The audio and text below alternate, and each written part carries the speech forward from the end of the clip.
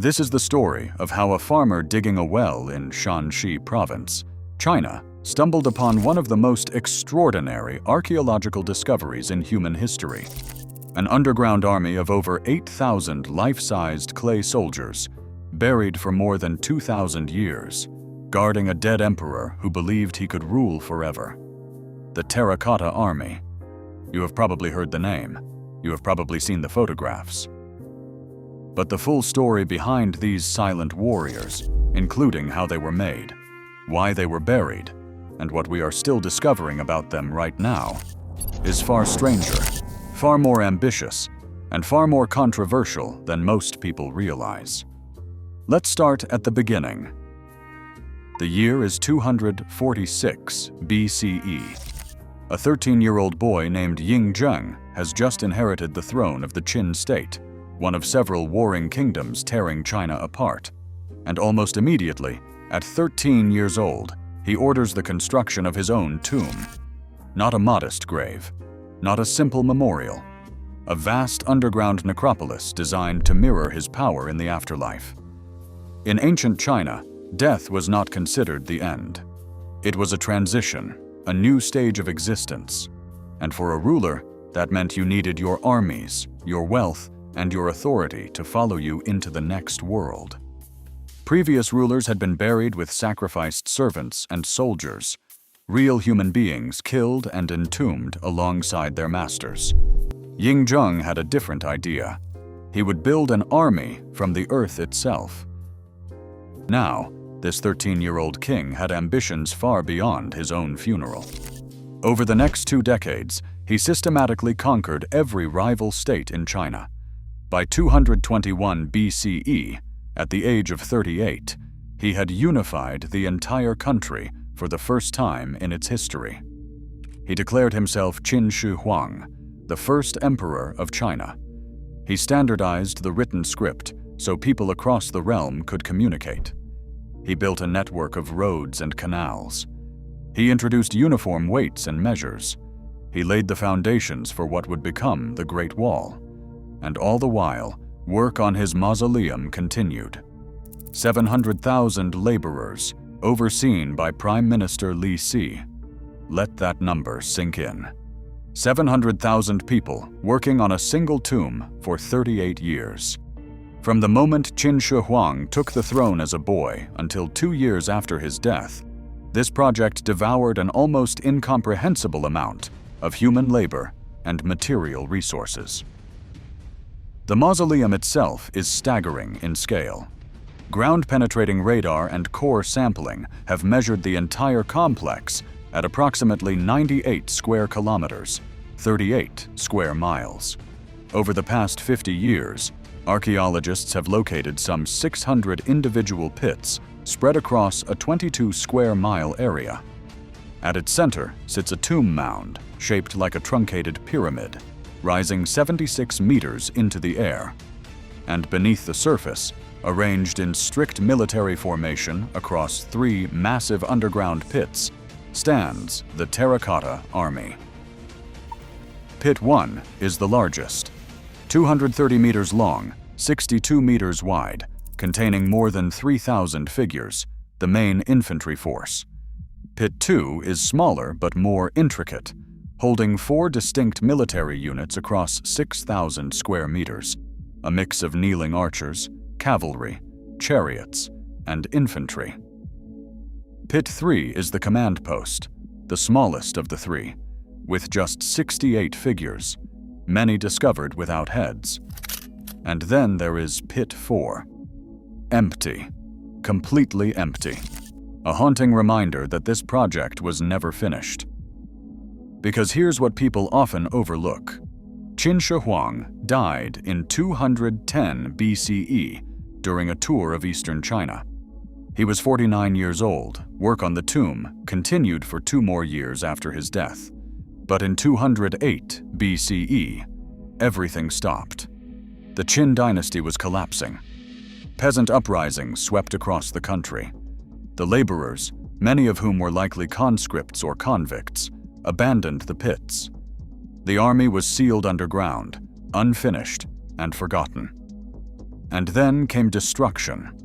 A rebel leader named Xiang Yu, one of the primary forces who overthrew the Qin dynasty, is believed to have ordered the pits set on fire and the bronze weapons looted. It was an act of revenge against a dead emperor. The wooden support structures holding up the pit ceilings burned and collapsed, crushing many of the warriors beneath tons of earth.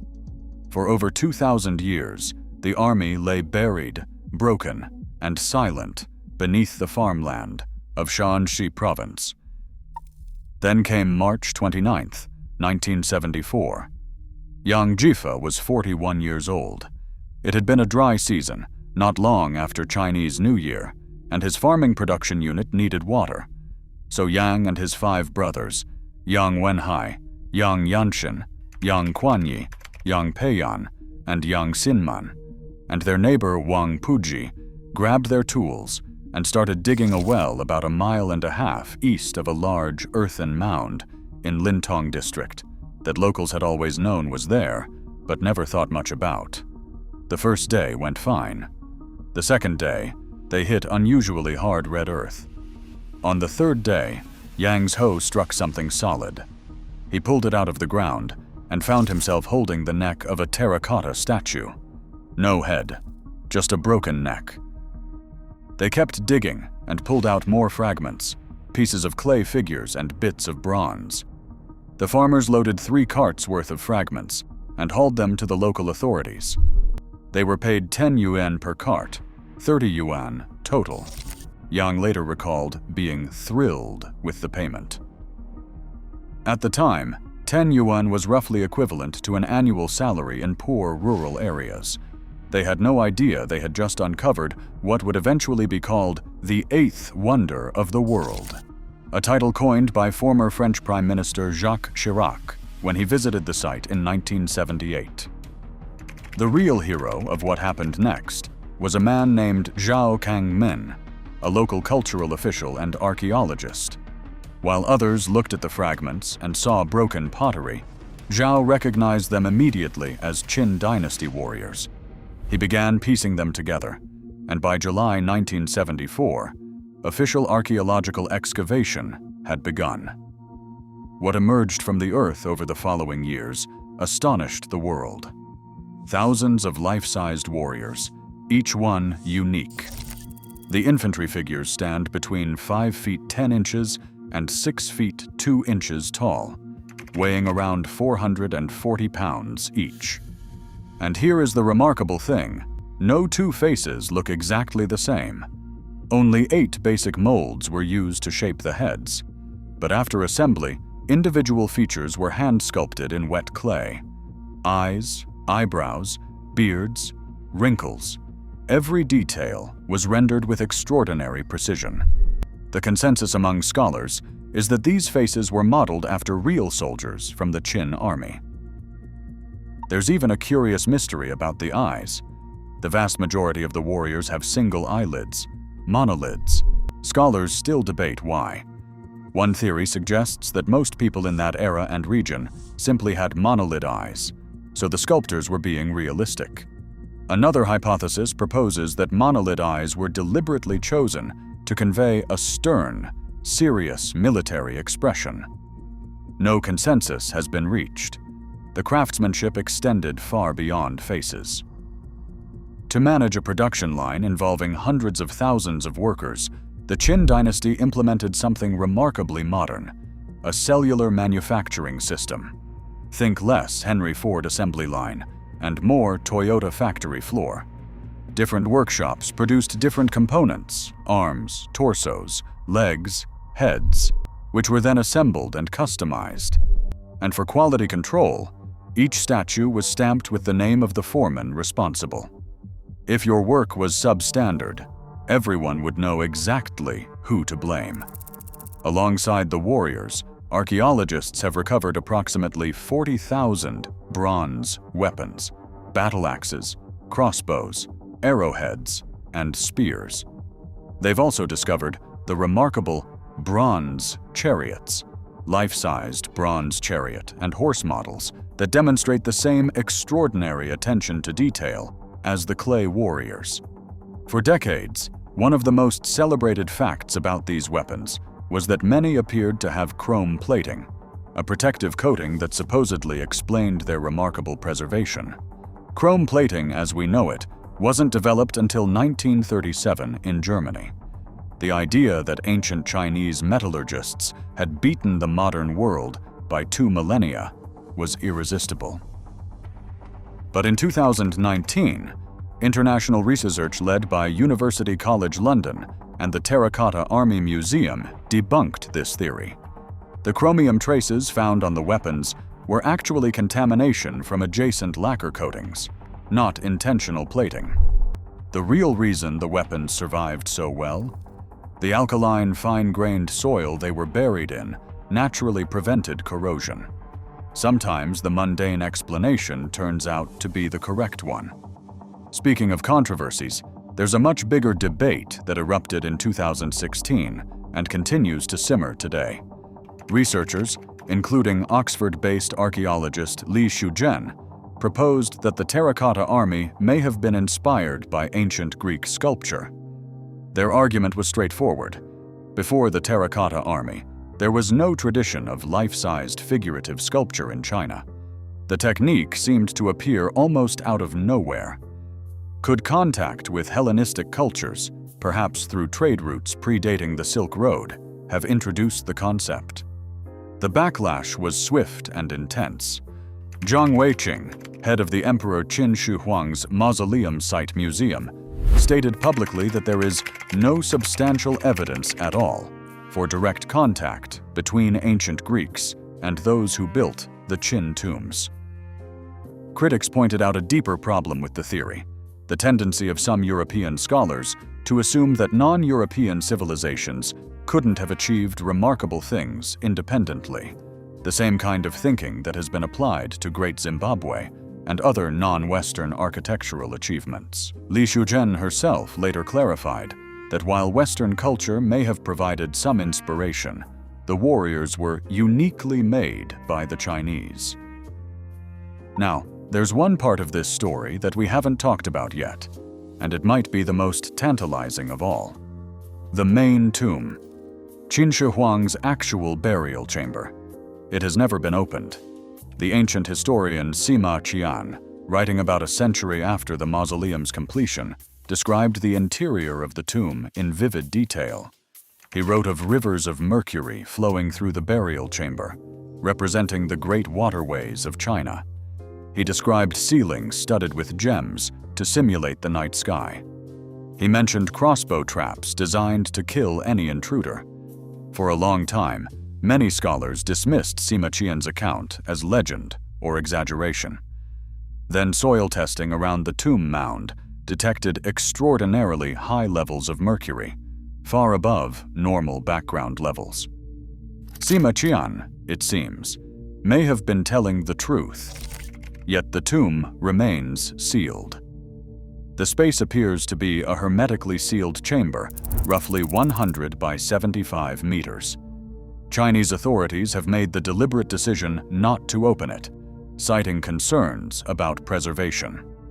And there's good reason for that caution. When the terracotta warriors are first exposed to air, the lacquer covering their painted surfaces can curl in as few as 15 seconds. The paint itself can flake off in just 4 minutes. Imagine what might happen to whatever lies inside a sealed chamber that hasn't been exposed to air in over 2,000 years. Chinese and German researchers have developed a preservative called polyethylene glycol, known as PEG, that has helped save some of the warriors' original colors. During recent excavations, the moment any painted artifact is unearthed, workers immediately spray exposed color with the solution and wrap it in plastic to retain moisture. The technique is working, but it's still limited. Current preservation technology can only maintain the colors for about 10 years. This is precisely why only a small proportion of the entire army has been fully excavated. Most of the estimated 8,000 figures, 130 chariots, and 670 horses remain exactly where they were placed over 2 millennia ago. And we're still making discoveries. In late 2024, coinciding with the 50th anniversary of the original discovery, 50th anniversary excavations unearthed something extraordinary from Pit 2, a terracotta warrior believed to represent a senior military commander. This was the first high-ranking figure found in Pit 2 since formal excavations began there in 1994. Out of all 8,000 warriors, only 10 are high-ranking officers. That makes this find genuinely rare. The figure's painted head has been carefully extracted and is currently undergoing painstaking restoration, humidification, cleaning, reinforcement, with special attention to preserving the painted surface. Recent research has also revealed just how colorful these warriors originally were. Archaeologists have identified more than 10 distinct colors on the figures, including vermilion, purple, light green, dark green, sky blue, orange, pink, and white. Most pigments came from natural mineral sources, but the purple was artificially synthesized, a remarkable demonstration of ancient chemical knowledge. As for Yang Jifa, the farmer who started it all, his life after the discovery was complicated. He received 5,000 yuan in compensation for his 167 square meters of land. He was given a 3-room flat, but hostility from fellow villagers, who blamed him for the disruption the excavation brought to their lives, forced him to move. He did not return to the Terracotta Army site until 1995, when the museum gift shop hired him to autograph books about the discovery. There's one more detail about Yang that is too good not to share. In 1998, when President Bill Clinton visited the site, museum officials knew Clinton would want to meet the man who discovered the army. So they taught Yang a few English phrases to prepare him for the encounter. On the day of Clinton's visit, instead of asking the president, "How are you?" Yang looked at the most powerful man in the world and asked, "Who are you?" Today, the Emperor Qin Shi Huang's Mausoleum Site Museum has welcomed nearly 150 million visitors since opening its doors in 1979. In 2023 alone, it set a record with 10 million visitors in a single year. 224 heads of state and government have walked through its exhibition halls. But here's what stays with me about this story. Qin Shi Huang built the Terracotta Army because he believed power could transcend death. He spent nearly 4 decades and the labor of 700,000 people trying to guarantee his authority in the next world. His dynasty lasted 15 years. His empire collapsed within 4 years of his death. The farmers who discovered his great eternal army were paid 30 yuan for 3 carts of broken pottery. And yet, 2,200 years later, we are still uncovering his soldiers. We are still studying their faces. We are still debating their origins. We still have not opened his tomb. In the strangest possible way, Qin Shi Huang got exactly what he wanted. He is not forgotten. His army endures.